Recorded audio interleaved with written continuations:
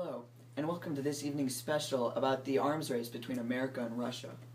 It all started in 1942 in August with the Manhattan Project, which was a project dedicated to building nuclear weapons. It would eventually lead to 130,000 people having jobs, as well as costing the U.S. over $2 billion. The first actual nuclear test was on July 16, 1945. It was known as Trinity, and it took place in New Mexico. The load of that bomb was the same as 20,000 tons of TNT. Here to comment on that bomb is Pablo from New Mexico. Hola, señor. Hi, Pablo. So I understand that you were in New Mexico when the test went off. Si, señor. I was cutting my bushes in my yard, and then I hear it go boom. I go to see what happened, and then I come back. There are no more bushes for me to trim. Sounds very good. Alright, thank you, Pablo. The most recent update was on November 1st, 1952, when the U.S. tested its first hydrogen bomb. It was tested in the Marshall Islands. It was 500 times more powerful than the bomb in Nagasaki. That concludes our update for today. Thanks for watching. Stay classy. I'm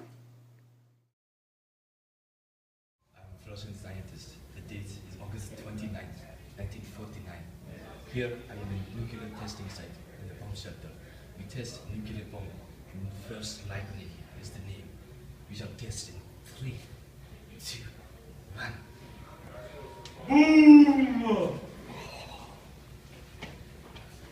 Did you feel that? Oh, success.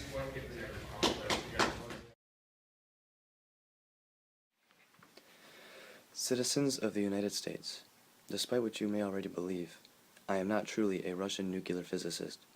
In reality, I am an American spy who has been embedded in the USSR for many years, ever since the United States government first got wind that the USSR was planning on creating an atomic weapon.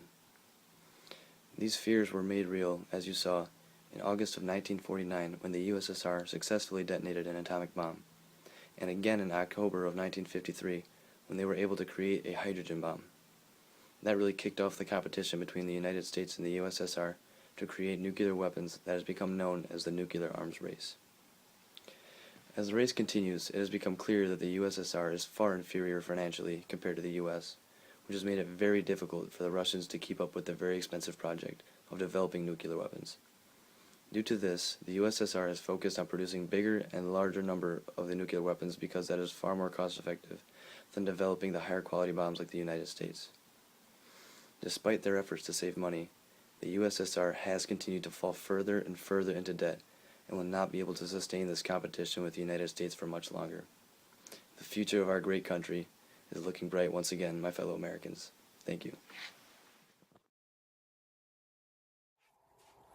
Thank you, Jackson.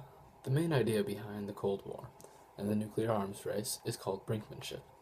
The concept of brinkmanship has been around for a very long time, but the term was first used by U.S. Secretary of State John Foster Dulles. Brinkmanship means going to the edge of war without being involved in one.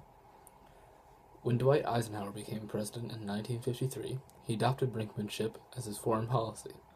This caused a lot of tension between the U.S. and the Soviet Union with the buildup of nuclear weapons.